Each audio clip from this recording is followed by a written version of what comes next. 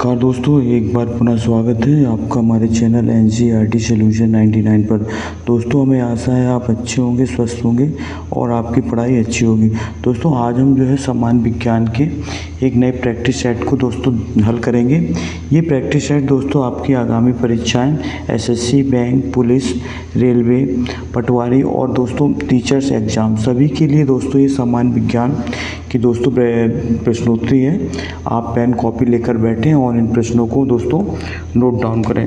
दोस्तों, अगर आपने हमारे चैनल को अभी तक सब्सक्राइब नहीं किया है तो आपसे विनम्र निवेदन है कि दोस्तों आप हमारे चैनल को सब्सक्राइब कर दें और दोस्तों इसको प्रश्नोत्तरी को लाइक और शेयर कर दें।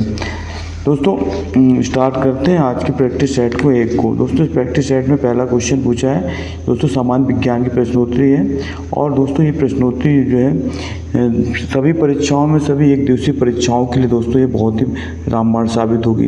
तो दोस्तों पहला क्वेश्चन पूछा गया है कि प्रैक्टिस सेट एक में दोस्तों पहला प्रैक्टिस सेट है ये घरेलू विद्युत उपकरणों में जो प्रयुक्त दोस्तों सुरक्षा फ्यूज का तार उस धातु से बना होता है जिसका गलनांक दोस्तों चालकत्व कम होता है, प्रतिरोध कम होता है, गलनांक कम होता है, विशिष्ट घनत्व कम होता है।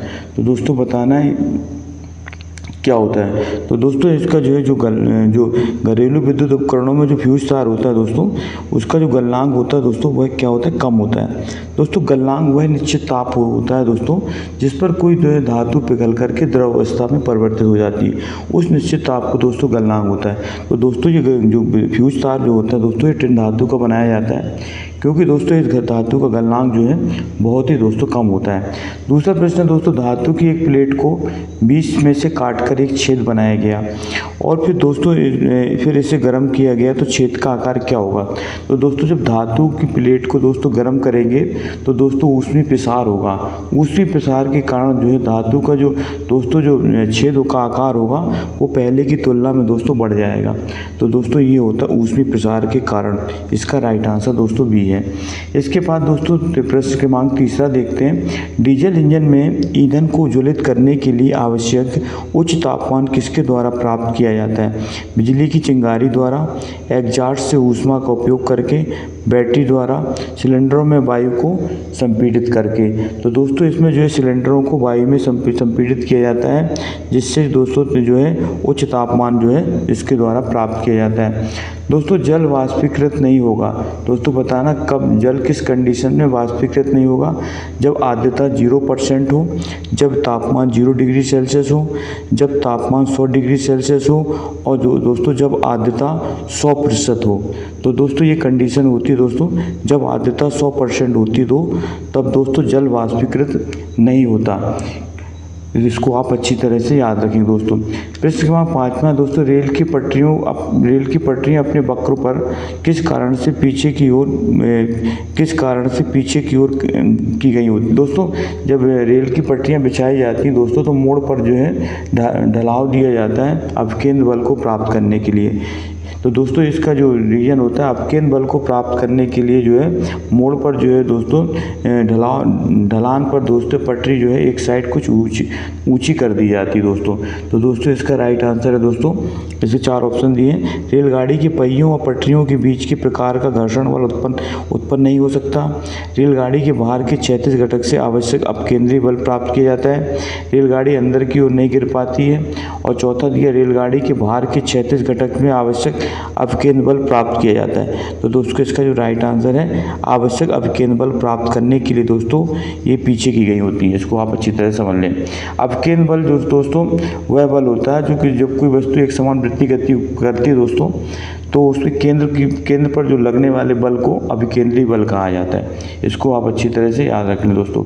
इसके बाद दोस्तों प्रश्न क्रमांक 6वां पूछा है कि जो है जब किसी वस्तु को चांद पर ले जाया जाता है तो क्या होता है दोस्तों, कंडीशन बताना है। भार और द्रव्यमान दोनों बदल जाते हैं, भार और द्रव्यमान दोनों एक समान रहते हैं, भार बदल जाता है परंतु द्रव्यमान उतना ही रहता है, द्रव्यमान बदल जाता है परंतु भार उतना ही रहता है। तो दोस्तों बताने कौन सी कंडीशन है। तो दोस्तों इसमें क्या होता है भार तो बदल जाएगा परंतु वस्तु का द्रव्यमान उतना ही रहेगा जब किसी वस्तु को पृथ्वी से दोस्तों चांद पर ले जाएंगे। इसके बाद दोस्तों प्रश्न क्रमांक 7वां देखते हैं, ज़्यादा ऊंचाई पर सांस लेने में कठिनाई क्यों होती है। दोस्तों ज़्यादा ऊंचाई पर सांस लेने में कठिनाई क्यों होती है? उच्च आर्द्रता के कारण, वायु के कम दबाव के कारण, ओजोन के कारण, उच्च आर्द्रता के कारण। तो दोस्तों जैसा कि पता है, जैसे जैसे ऊंचाई पे हो जाते हैं तो वायु के दाब में कमी होने लगती है। वायु के दबाव में कमी होने के कारण दोस्तों सांस लेने में कठिनाई होती है, इसलिए दोस्तों इसका राइट आंसर बी है।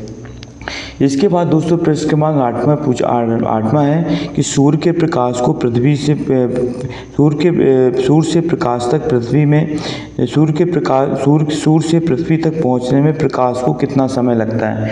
दोस्तों बताना है कि जो प्रकाश को पृथ्वी तक पहुंचने में कितना समय लगता है। तो दोस्तों इसका राइट आंसर है दोस्तों 20 में 4 ऑप्शन, 20 सेकेंड, 8 घंटे 20 सेकेंड, 8 मिनट 20 सेकेंड और दोस्तों 8 सेकेंड। तो दोस्तों इसका राइट आंसर है 8 मिनट 20 सेकेंड में सूर्य का प्रकाश दोस्तों पृथ्वी तक पहुंचता है और दोस्तों ये विकिरण विधि द्वारा पृथ्वी पर पहुंचता है। प्रत्यक्ष संपर्क किए बिना दूर से किसी वस्तु के बारे में सूचना एकत्र करने की तकनीक को क्या कहते हैं।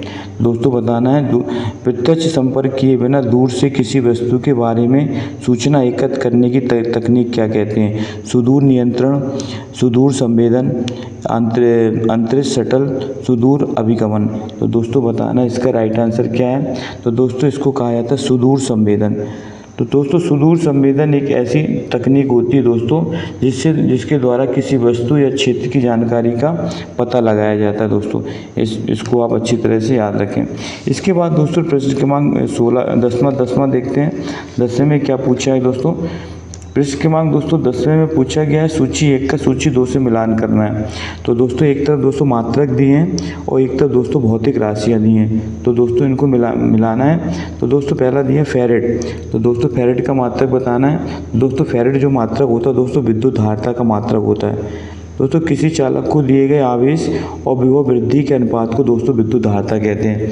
तो धारिता जो मात्रक होता है दोस्तों ऐसा ही मात्रक वो फेरेट होता है। गॉस दोस्तों मात्रक होता है विद्युत चुंबकीय प्रेरण का, इसको आप अच्छी तरह से याद रखेंगे। वोल्ट मात्रक होता है दोस्तों विभव और विभवांतर का, और हर्ट्ज मात्रक होता है दोस्तों आवृत्ति का। इस तरह दोस्तों ये सही जोड़ी हमारी संपन्न होती है। इसके बाद दोस्तों 11वां पूछा ब्रह्मांड में सबसे अधिक मात्रा में कौन सा तत्व पाया जाता है। दोस्तों बताना ब्रह्मांड में सबसे ज़्यादा अधिक मात्रा में दोस्तों कौन सा तत्व पाया जाता है। तो दोस्तों ब्रह्मांड में सबसे ज़्यादा हाइड्रोजन तत्व पाया जाता है, इसको आप अच्छी तरह से याद रखें।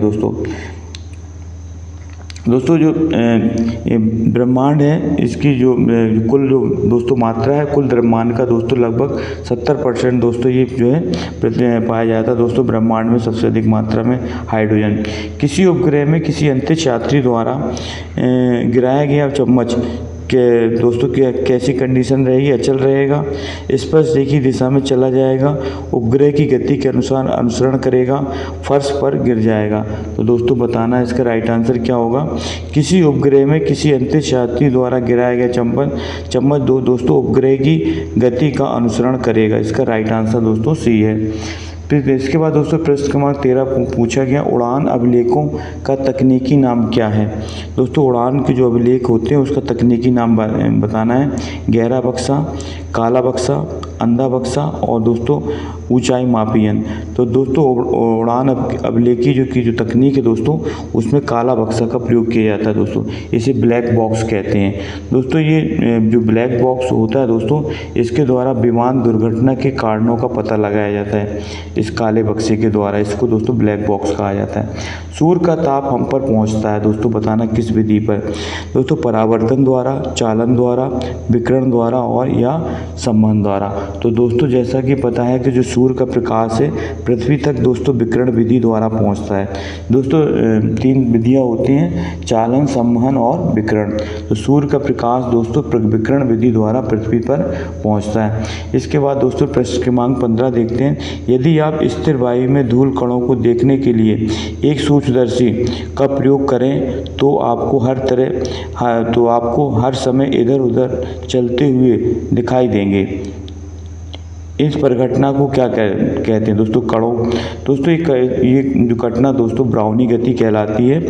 दोस्तों इस पे जो है 4 ऑप्शन दिए, टिंडल प्रभाव, ब्राउनी प्रभाव और दोस्तों वितरण, और दोस्तों चौथा दिया दोस्तों परासरण। तो दोस्तों ये जो है जो वायु में धूल के जो कण होते हैं दोस्तों, वायु में धूल के कण दोस्तों ब्राउनी गति के कारण ये दोस्तों जो है इधर उधर गति करते हैं। इन्हें दोस्तों जिग जैग मोशन भी कहा जाता है। दोस्तों सर्वप्रथम रॉबर्ट ब्राउन नामक वैज्ञानिक ने दोस्तों इन कणों को देखा था, इसलिए दोस्तों इसको ब्राउनी गति भी कहा जाता है। फिर इसके बाद दोस्तों 16 पूछा है, ऑटोमोबाइल वाहनों द्वारा निष्कासित मुख्य नुकसानदेह गैस जिससे वायु प्रदूषण होता है निम्नलिखित में से कौन सी है? दोस्तों बताना, जो वाहनों से जो गैस निकलती है जिससे दोस्तों सबसे ज़्यादा वायु प्रदूषण होता है, उस गैस का नाम बताना है। 4 ऑप्शन है दोस्तों, carbon dioxide, ozone gas, carbon monoxide और दोस्तों मीथेन। तो दोस्तों इसका राइट आंसर बताना है। तो दोस्तों वाहनों से सबसे ज़्यादा जो हानिकारक गैस निकलती है दोस्तों वो है कार्बन मोनोऑक्साइड। दोस्तों कार्बन मोनोऑक्साइड दोस्तों ये बहुत ही जहरीली गैस होती है दोस्तों। और दोस्तों जो है ये जो है हमारे दोस्तों हीमोग्लोबिन में मिल जाती है दोस्तों। कार्बन मोनोऑक्साइड दोस्तों हीमोग्लोबिन से मिलकर के दोस्तों ऑक्सी हीमोग्लोबिन बनाती है, ऑक्सी हीमोग्लोबिन।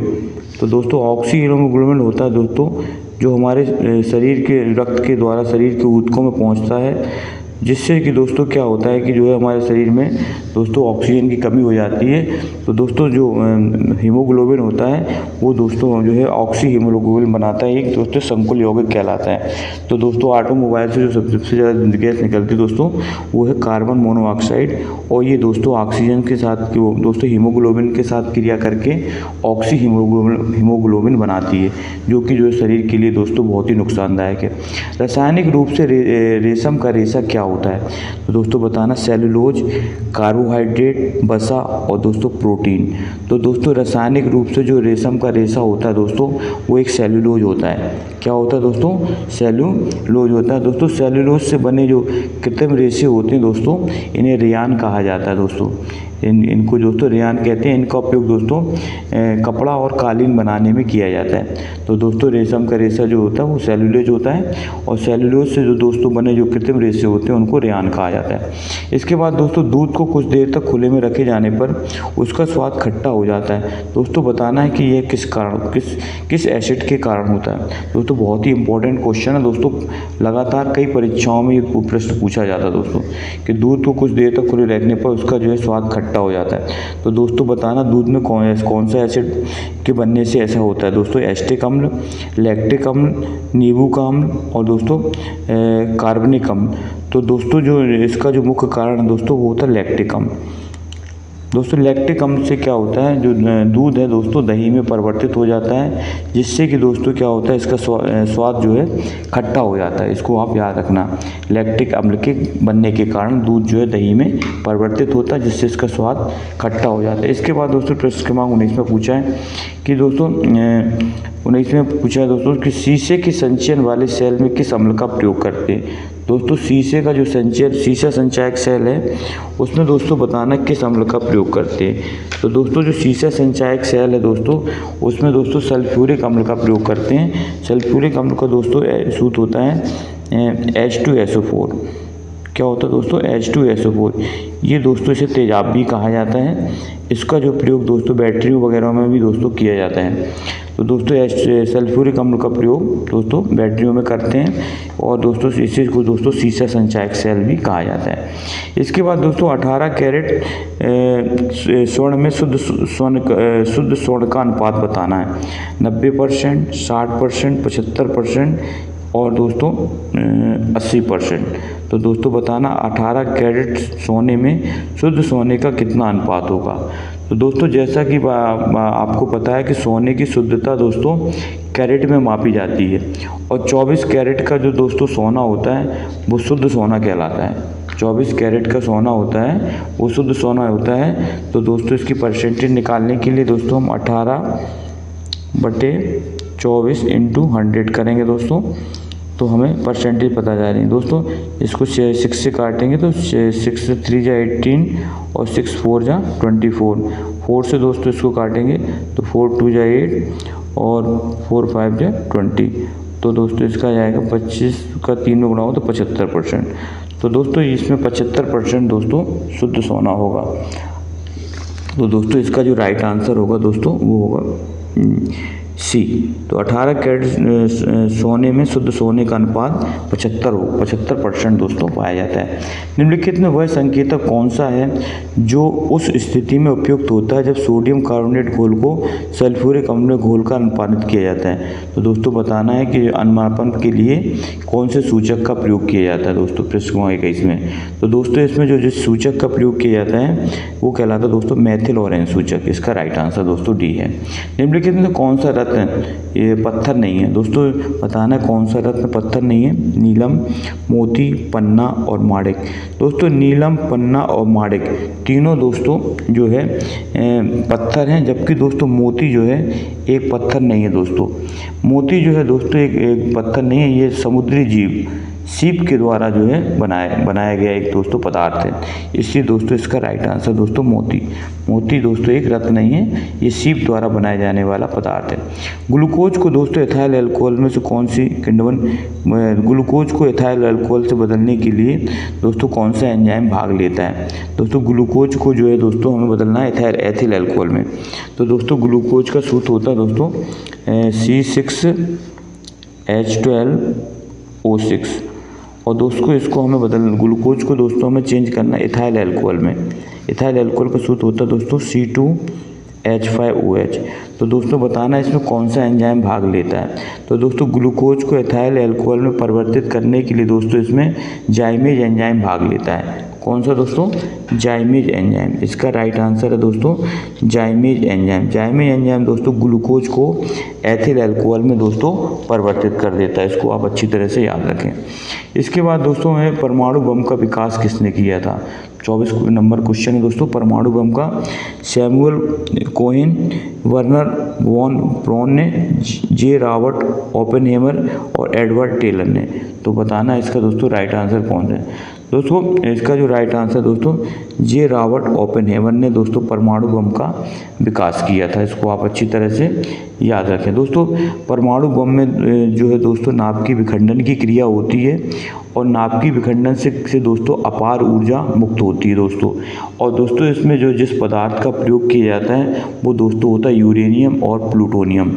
ये दोस्तों रेडियोएक्टिव पदार्थ हैं, इनके विखंडन से अपार ऊर्जा मुक्त होती है। तो दोस्तों परमाणु बम का जो है विकास जो है दोस्तों आप समझ गए परमाणु बम जो है नाभिक की विखंडन के सिद्धांत पर कार्य करता है। निम्नलिखित में से वह तत्व कौन सा है जो सामान्य मानव शरीर में सर्वाधिक प्रतिशतता में पाया जाता है। दोस्तों बताना ऐसा कौन सा एलिमेंट है जो हमारे शरीर में सबसे अधिक मात्रा में पाया जाता है। कार्बन, नाइट्रोजन, ऑक्सीजन और दोस्तों हाइड्रोजन। तो दोस्तों बताना है कौन सा ऐसा तत्व है जो हमारे शरीर में सबसे अधिक मात्रा में पाया जाता है। तो दोस्तों हमारे शरीर में सबसे अधिक मात्रा में पाया जाने वाला तत्व दोस्तों कार्बन है। दोस्तों कार्बन तत्व जो है हमारे शरीर में सबसे ज़्यादा पाया जाता है दोस्तों। इसका परसेंटेज दोस्तों कार्बन का परसेंट होता है लगभग दोस्तों 65% दोस्तों कार्बन पाया जाता है दोस्तों। वहीं दोस्तों ऑक्सीजन पाया जाता है। सॉरी दोस्तों इसका राइट आंसर ऑक्सीजन है। ऑक्सीजन का जो परसेंटेज दोस्तों सबसे ज़्यादा होता है। ऑक्सीजन का जो परसेंटेज जो होता है दोस्तों वो होता है दोस्तों लगभग 65%। कितना होता है दोस्तों? और जबकि कार्बन का परसेंट होता है दोस्तों लगभग 18%। कार्बन 18% और ऑक्सीजन दोस्तों 65%। हाइड्रोजन दोस्तों लगभग 10% होता है और दोस्तों बाकी नाइट्रोजन होता है लगभग 3 से 4%। तो दोस्तों ये हमारे शरीर में सबसे अधिक मात्रा में ऑक्सीजन 65%, कार्बन 18%, हाइड्रोजन दोस्तों 10% और नाइट्रोजन 3 से 4%। ये दोस्तों हमारे शरीर की सबसे अधिक मात्रा में पाया जाने वाला तत्व दोस्तों ऑक्सीजन है। तो दोस्तों ये थी आज की प्रश्नोत्तरी। दोस्तों अगर आपने हमारे चैनल, आपसे विनम्र निवेदन है कि दोस्तों हमारे चैनल को सब्सक्राइब कर दें और दोस्तों इस प्रश्नोत्तरी को अपने दोस्तों में शेयर करें ताकि दोस्तों वो भी इस प्रश्नोत्तरी का लाभ ले सकें। दोस्तों आपका दिन शुभ हो। जय हिंद, जय भारत दोस्तों, वंदे मातरम।